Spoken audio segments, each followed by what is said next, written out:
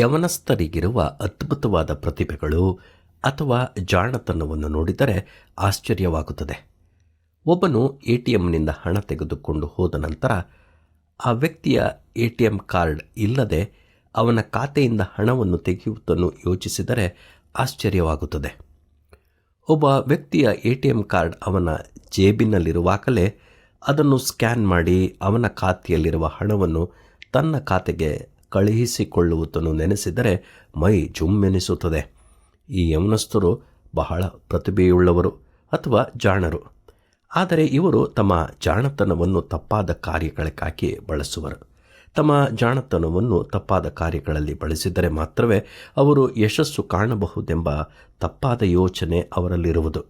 ಆದರೆ ಈ ರೀತಿಯಾಗಿ ಬಂದಂತಹ ವಿಶ್ವಾಸವು ನಿರಂತರವಾದದ್ದಲ್ಲ ಮತ್ತು ಅದು ದೇವರ ದೃಷ್ಟಿಯಲ್ಲಿ ತಪ್ಪಾಗಿರುತ್ತದೆ. ಈ ಬುದ್ಧಿವಂತಿಕೆಯನ್ನು ಉತ್ತಮವಾದ ರೀತಿಯಲ್ಲಿ ಬಳಸಿ ಬರುವಂತಹ ಯಶಸ್ಸು ಶಾಶ್ವತವಾಗಿರುತ್ತದೆ ಮತ್ತು ಅದು ದೇವರ ದೃಷ್ಟಿಯಲ್ಲಿ ಯೋಗ್ಯವಾಗಿರುತ್ತದೆ.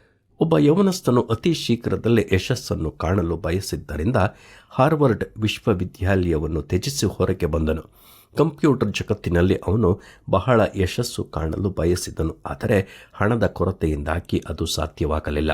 ಅವನು ತಾಳ್ಮೆಯಿಂದ ತನ್ನ ಪ್ರಯತ್ನವನ್ನು ಮಾಡಿದನು ಹೊರತಾಗಿ ತನ್ನ ಜ್ಞಾನವನ್ನು ತಪ್ಪಾದ ರೀತಿಯಲ್ಲಿ ಬಳಸಲಿಲ್ಲ. ಅವನ ಸತತ ಪ್ರಯತ್ನದಿಂದಾಗಿ ಅವನು MS-DOS, ವಿಂಡೋಸ್ 95, 98, XP ಯನ್ನು ಕಂಡುಹಿಡಿದನು.